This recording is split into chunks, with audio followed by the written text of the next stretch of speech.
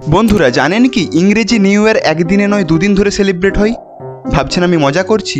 একদম নয়। আপনি ইন্টারন্যাশনাল ডেডলাইন এই টার্মটা কখনো শুনেছেন? দেখুন এই যে নীল দাগটা দেখছেন একে বলে ইন্টারন্যাশনাল ডেডলাইন। এই লাইনটা হচ্ছে টাইম জোনের জাদুকর। এর পশ্চিম দিকে যদি 1 জানুয়ারি হয়, ঠিক একই সময়ে পূর্ব দিকে থাকে 31 ডিসেম্বর। আপনাকে একটা বাস্তব উদাহরণ দিয়ে বুঝিয়ে দিই। এই যে দেখছেন অস্ট্রেলিয়া এবং আমেরিকা প্যাসিফিক মহাসাগরের কাছাকাছি হলেও ডেডলাইনের দুই পাশে অবস্থিত। ফলে অস্ট্রেলিয়াতে যখন মানুষ 1 জানুয়ারি সেলিব্রেট করছে, তখন পাশের আমেরিকাতে মানুষ 31 ডিসেম্বরে রাত উদযাপন করছে।